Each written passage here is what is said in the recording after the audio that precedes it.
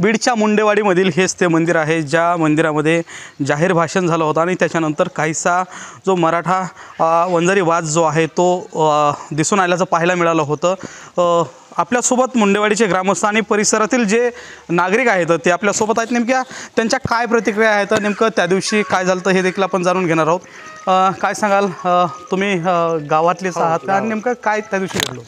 त्या दिवशी नांदूर घाटला जो प्रकार घडला त्या प्रकाराच्या नंतर आमचे पुढच्या महिन्यात जून महिन्यामध्ये सप्ताह असते। नांदूर घाटला काय घडलं? नांदूर घाटला आमच्या नेते आदरणीय पंकजाताई साहेबांच्या विरोधात अतिशय नीच लेवलला एका समाजकंटकानं पोस्ट केली होती आणि त्या समाजकंटकाला जाब विचारण्यासाठी आमचे काही बांधव तिथे गेले होते नांदूर घाटमधले। तर त्यांनी त्यांच्यावर दगडफेक केली आणि त्या दगडफेकीचा निषेध म्हणून आम्ही इथं बैठक बोलवली होती आणि त्याचं प्रोव्हिजन सप्त्याचं होतं। पुढच्या महिन्यात आमचा सप्ताह असते आणि त्या सप्त्याची मीटिंग संपल्याच्यानंतर आमचा ह्या पोस्टवर विषय निघाला। मग आम्हाला असं काही लोकांनी असं सांगितलं की नांदूर घाटला जी दगडफेक झाली त्याची पुनरावृत्ती नांदूर फाट्याला होऊ शकते। मग नांदूर फाट्याला भांडणं वाढू नाहीत, वंजारा मराठा वाद वाढू नाही, त्यामुळं आम्ही असं ठरवलं की नांदूर फाट्याला आपण जायचं नाही। नांदूर फाट्याला काय त्यांच्या दुकानामध्येच गेलं, काही बोलाबोली झाली, 2 पैसे कमी जास्त उधारी वगैरे काही व्यवहारामध्ये काय भांडण होऊ शकतं, काहीतरी कारण काढून त्यांनी जर भांडण केलं तर आपण नांदूरची परिस्थिती पुनरावृत्ती नांदूर फाट्याला होऊ शकते। त्यामुळे नांदूर फाट्याला न जाण्याचा आम्ही निर्णय घेतला आणि बोलत बोलत भावनेच्या वागात त्यांनी ते सांगितलं की 5,000-2,000 रुपये दंड होईल। असा दंड वगैरे काही नाही, आमचे लोक गेले बी। आता ते व्हिडिओ व्हायरल म्हणजे 12 दिवसापूर्वीचा व्हिडिओ आहे तो, आता काल व्हायरल झाला, पण ह्या 12 दिवसामध्ये आमचे लोक गेले। मी स्वतः गेलो, मी दर दिवस जातो आहे नांदूर फाट्याला, मी दर दिवस जातो आहे। असं काय दंड वगैरे काही नाही आणि तसं काय खरं पाहिलं तर तुमचं गाव परिसरात आहे, ज्या नांदूर घाटचा उल्लेख यांनी केला त्या नांदूर घाटचे तुम्ही काय परिस्थिती होती नांदूर घाटमध्ये आता या ठिकाणी आलेलं, नेमकं काय घडलेलं काय सांगाल? मुळात ही जी निवडणूक झाली हे सगळ्या गोष्टीचं मूळ कारण हे 2024ची लोकसभेची निवडणूक, म्हणजे निवडणूक कारण नाही पण निवडणुकीमध्ये जो जातीवादाचा मुद्दा निर्माण झाला तो मुद्दा ह्या गोष्टीचं कारण आहे। निवडणूक झाल्याच्या नंतर त्या ठिकाणी पंकजाताई मुंडे यांच्याबद्दल काही लोकांकडनं पोस्ट करण्यात आल्या आणि ती पोस्ट झाल्याच्या नंतर मग स्वाभाविक आहे काही लोकांच्या भावना दुखत असतात। तर त्या भावना दुखवल्याच्या नंतर आता चेअरमन यांनी जसं सांगितलं की काही लोक त्या ठिकाणी गेले, परंतु तिथं दगडफेक आणि त्याचं रूपांतर वादामध्ये बरंच झालं। पोलीस प्रशासन आलं, रात्रीच्या बऱ्याच गोष्टी आहेत। एका कुटुंबाला मारहाण करण्यात आली त्याच लोकांकडून, म्हणजे ज्यांनी पोस्ट केली होती त्या। हे सगळं झाल्याच्यानंतर गावागावामध्ये लोक सतर्क झाले किंवा या अशा गोष्टी अजून घडू शकतात, म्हणून यांनी सांगितल्याप्रमाणे माहिती आम्ही जी घेतली की ती तशी बैठक होती आणि असं कुठं बहिष्कारण काय ते अजून ठराव घेतला असं काहीच विषय नाही। तो एक चुकून कुणाकडनं तरी व्हिडिओ व्हायरल झालेला आहे की उद्या जर त्या ठिकाणी गेलो तर परत अजून काही कुणाकडनं चर्चेमध्ये, आता सध्या निकाल लागलेले नाहीत, निकालामध्ये लोक वाट कशाची बघतायत किंवा कोण जिंकल कोण हारल, मग ह्याच्यामध्ये ह्या चर्चेमध्ये परत जर तिथं काही चर्चेमधनं अजून भांडणं झाली आणि अजून काही प्रकरण घडलं म्हणून त्या ठिकाणी जायचं नको असं काही गावकऱ्यांच्या वतीने ठरवण्यात आलं होतं। असं काय आपण महाराष्ट्रामध्ये शिवाजी महाराजांच्या महाराष्ट्रात राहतो की असं ह्याच्यावर बहिष्कार वगैरे तसं होऊ शकत नाही।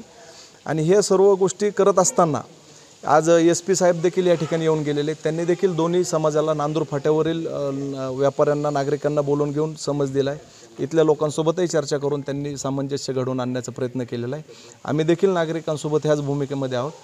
हे सर्व गोष्टी चालू असताना समाज हा प्रतिनिधित्व करत नसतो कुठलाच, तुम्ही लक्षात घ्या। मुंडेवाडीच्या गाव स्तरावरच्या लोकांना योग्य वाटलं त्यांनी तो निर्णय घेतला, नांदूर फाट्याच्या लोकांना योग्य वाटलं, अगर त्या ज्यांनी पोस्ट टाकली नांदूरला त्याला योग्य वाटलं, म्हणजे एकाची भूमिका झाली। पण समाज म्हणून ज्यावेळेस काय भूमिका घ्यावं लागत असतात त्यावेळेस प्रमुख लोकांनी याच्यामध्ये हस्तक्षेप करणं गरजेचं असतं आणि शांतता कशी टिकल ह्याच्यासाठी प्रयत्न करणं गरजेचं असते। आता निवडणूक झाली आहे, तुम्ही बघत असताल की उमेदवार काही दम काढायला तयार नाही आहेत शरद पवार गटाचे, की त्यांनी सतत रोज कसा जातीवाद पेटल ह्याच्यासाठीच प्रयत्न करतात। काल त्यांनी एक यादी जाहीर केली की ती सपशेल वंजारी समाजाच्या अधिकाऱ्यांची यादी आहे। मग त्याच अनेक जिल्ह्यामध्ये अधिकारी आहेत ना की ज्यांच्या ठिकाणावरनं काही चुकीच्या गोष्टी घडल्या असू शकतात। ह्या 4 लोकांची नावं घेऊन ज्यावेळेस त्यांनी यांना मत प्रक्रियेमध्ये घेऊच नका म्हणून आव्हान केलं त्यावेळेस बीड जिल्ह्यामध्ये जो त्यांच्या कास्टचा जो वर्ग राहतो त्यांच्या भावना दुखतात ना। बरं, मुळात अधिकारी आणि प्रशासन आणि या सगळ्या गोष्टी वेगळ्या आहेत। ह्या सर्व गोष्टींमध्ये बऱ्याच मोठ्या प्रकारची सिस्टीम असते, नागरिक वेगळे अधिकारी वेगळे, परंतु त्या अधिकाऱ्यांना अशा पद्धतीने टार्गेट करणे बजरंग बाप्पांकडनं पण चुकीच्या गोष्टी होत आहेत। त्यांनी एक असं स्टेटमेंट काढलं का 15 दिवसात की जिल्ह्यामध्ये शांतता ठेवा, काही नाही, निकाल जो लागायचा तो लागल, मी निवडणूक माझ्या पद्धतीने लढलो, परंतु आता जे होईल ते होईल. परंतु ते तसं करत नाहीत. जिल्ह्यामधला वाद अजून जास्त कसा पेटल, ओबीसी विरुद्ध मराठा वाद अजून पेटून त्यांना भविष्यात विधानसभेच्या तयाऱ्या करायच्यात, निवडणुका लढवायच्यात, म्हणून हे सगळं भावनिकतेचा त्यांच्याकडनं खेळ चाललेला आहे. काय वाटतंय एक सिनियर मंडळी म्हणून तुमची काय प्रतिक्रिया? मी शेजारी गावचा पोलीस पाटील आहे, तांदळी जोडी म्हणून. पण जे आता बोलले अध्यक्ष साहेब, त्याच्यामध्ये ते काहीच वागवे बोलणं, पण सगळ्या दोन्ही समाजानं गुन्ह्यागोविंदानं वागायला पाहिजे. पुढे जे झगडे करायचे होऊ नयेत झगडे, ह्याच्यासाठी चांगलं शांतता दोन्ही समाजानं पाळायला पाहिजे. खरं पाहिलं तर निवडणूक सुरू असताना तुम्ही देखील फिरत होतात, जातीय भाषणं देखील झाले. नाही, मी ज्यांच्यासोबत फिरत होतो तिकडनं काही जाते मी महायुतीमध्ये होतो. आम्ही महायुतीमध्ये पंकजाताईंनी असं कुठल्या व्यासपीठावरनं कुठलं जातीयवादी भाषण केलं असं मला काही जाणवलं नाही. हे बजरंग बाप्पांनी केलं आहे. तुम्ही एक समजून घ्या की मनोज जरांगेजी जे म्हणतील तेच माझी पूर्व दिशा असेल, मी तेच करेल. म्हणजे मनोज जरांगे हे आज आरक्षणाच्या मुद्द्यावरनं समाजामध्ये आहेत, हे 100% खरं. ते एका जातीसाठी लढत आहेत ते. तसं पंकजाताई कुठल्या एका जातीसाठी लढत नाही आहेत. त्यांचे गोपीनाथ मुंडेंपासून ते आजपर्यंत, गोपीनाथ मुंडे साहेबांपासून ते आजपर्यंत जर सगळा इतिहास तुम्ही काढला तर नेते घडवले ते सगळ्यात जास्त वंजारी समाज सोडून इतर जातीचे घडवलेले आहेत. मग त्याच्यामुळं पंकजाताईंकडनं कुठंतरी जातीवादक स्टेटमेंट गेलेत असं मला तर वाटत नाही. जातीवादिक स्टेटमेंट यांच्याकडनं गेलेले आहेत. बजरंग सोनवणेंनी ही निवडणूक, मी अजूनही जबाबदारीने सांगतो की त्यांनी स्वतः ही निवडणूक जातीवादावरती आणून ठेवलेली आहे. आणि मनोज दादा जरांगे यांच्या माध्यमातून जे मराठा समाजाचं एकत्रीकरण झालं होतं, त्यांना असं वाटलं की ह्या एकत्रीकरणाचा फायदा मला होईल आणि मी खासदार होईल असं. परंतु ते सध्या त्यांनी जे अहवाल घेतले, आकडेवारी घेतली, याच्यावरनं त्यांना एक दिसतंय की आपण काही निवडून येऊ शकत नाहीत. तर मग आता जनतेमध्ये काहीतरी मेसेज पेरायचा म्हणून बोगस मतदान झालं, हे झालं, ते झालं, अशा गोष्टी. ह्याच गावचे लोक आहेत किंवा माझ्या गावचे, शेजारच्या गावचा आहे मी, खर्चानं लोक आले ना, पुण्यावरून आले, मुंबईवरून आले, नाशिकवरून आले, दिल्लीवरून आले. ह्या सर्व गोष्टी असताना एक मला सांगा, मराठा समाज जे जास्त निवडून येऊ शकत नाहीत. तर मग आता जनतेमध्ये काहीतरी मेसेज पेरायचा म्हणून बोगस मतदान झालं, हे झालं, ते झालं, अशा गोष्टी. ह्याच गावचे लोक आहेत किंवा माझ्या गावचे, शेजारच्या गावचा आहे मी, खर्चानं लोक आले ना, पुण्यावरून आले, मुंबईवरून आले, नाशिकवरून आले, दिल्लीवरून आले. ह्या सर्व गोष्टी असताना एक मला सांगा, मराठा समाज जे जास्त असलेले देखील जे लोक आहेत त्या गावामध्ये देखील मतदान झालं आहे ना. म्हणजे आम्ही फक्त म्हणत नाहीत की ओबीसी लोकांचं एकत्रीकरण झालं, मराठा समाजाचं देखील झालं. आता तो त्या आपापल्या उमेदवारांच्या नशिबाचा भाग आहे की कोण येणार. परंतु हे सर्व असताना आमची म्हणजे मराठा आरक्षणाचे प्रणेते आदरणीय मनोज दादा जरांगे यांच्याकडनं पण आम्हाला एक विनंती आहे की आपण एखादं स्टेटमेंट देत असताना जिल्ह्यामध्ये सलोखा राहील असं एखादं स्टेटमेंट त्यांच्याकडनं येणं अपेक्षित आहे. फक्त आता मध्यंतरी निवडणुकीच्या 1 दिवस अगोदरचं त्यांचं स्टेटमेंट काय होतं की जर एखाद्या गावात तुम्ही जास्त असाल, म्हणजे आता ते कोणाबद्दल बोलले काय ह्याचा प्रश्न अजून समजत नाही. परंतु दुसऱ्या गावामध्ये आम्ही, या जिल्ह्यात तुम्ही असाल तर दुसऱ्या जिल्ह्यात आम्ही. मग हे ऐकल्याच्या नंतर जे छोटे छोटे जातीचे घटक असतात बीड जिल्ह्यामध्येच नाही, संपूर्ण महाराष्ट्रात, ते एक अस्वस्थता त्यांच्यामध्ये निर्माण होऊन अशा काही घटना स्वतःच्या संरक्षणासाठी होऊ शकतात. माझी मनोज दादांना देखील एक विनंती आहे की तुम्ही समाजातल्या सर्व आरक्षण 100% मराठा समाजाला मिळालंच पाहिजे आणि सरकारनं त्याची प्रक्रिया चालू देखील केलेली आहे.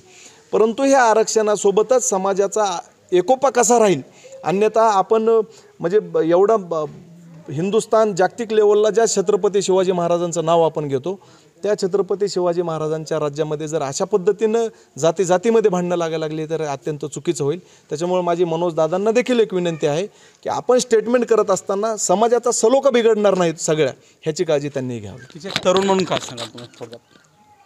मी एक तरुण म्हणून मला हे नक्की वाटतं की गेल्या 1-2 महिन्यापासून जे लोकसभेची निवडणूक या बीड जिल्ह्यामध्ये सुरू आहे, त्यामध्ये नक्की एक प्रकर्षानं जाणवलेली गोष्ट अशी आहे की ह्या पुढाऱ्यांनी जातीचं विष काढून, आज तुम्ही जे बघताय, आज तुम्हाला जे दिसायला लागले की व्हिडिओ व्हायरल होत आहेत, कुणी बहिष्कार घालतंय, कुठं दंगली होत आहेत, हे मूळ कोणी सुरू केलं? ह्या पुढाऱ्यांनी सुरू केलं.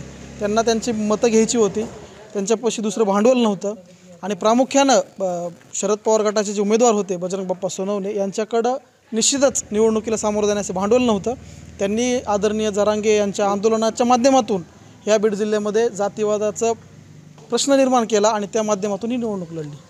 त्याच्यामुळेच ह्या घटना घडल्यात मुंडेवाडीत असं म्हणायचं? हो, नांदूर घाटच्या घटनेमुळेच घटना घडली. आपण पाहताय काही दिवसापूर्वी बीडच्या नांदूर घाटमध्ये त्या ठिकाणी पंकजा मुंडे यांच्या विरोधात सोशल मीडियावरती अशी पोस्ट करण्यात आली होती। त्याच्यानंतर त्या ठिकाणी दगडफेक झाली होती आणि त्याचेच पडसाद म्हणून या ठिकाणी जो व्हिडिओ व्हायरल झालेला आहे, ज्या व्हिडिओमध्ये या ठिकाणी आपण या दुकानावरती जायचं नाही असा उल्लेख करण्यात आला आहे, हे त्याचेच पडसाद असल्याचं ग्रामस्थांनी सांगितले। मात्र सर्वात महत्त्वाचं म्हणजे जे शरद पवार गटाचे उमेदवार होते बजरंग सोनवणे, हे निवडणूक झाल्यापासून दिवसेंदिवस या ठिकाणी प्रत्येक दिवसाला वेगवेगळ्या पोस्ट करतात, वेगवेगळ्या माहिती करतात। एकाच जातीची लिस्ट देखील त्यांनी एकाच जातीच्या अधिकाऱ्यांची लिस्ट देखील त्यांनी जाहीर केली।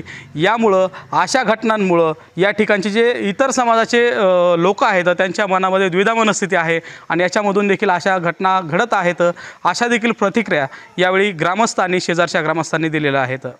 त्यामुळं आता येणाऱ्या 4 तारखेला नेमकं काय होणार आणि बीड जिल्ह्यामध्ये सामाजिक सलोखा नेमकं कशा प्रकारे राहणार याकडं सर्वांचं लक्ष लागलं आहे। मनोज जिरे, साम TV, मुंडेवाडी। देश विदेशातील प्रत्येक घडामोडींचे लाईव्ह अपडेट मिळवण्यासाठी आता साम टीव्हीच्या सर्व सोशल मीडिया प्लॅटफॉर्मला लाईक, फॉलो आणि सबस्क्राईब करा। तसंच सर्व नोटिफिकेशनसाठी बेल आयकॉन प्रेस करायला विसरू नका।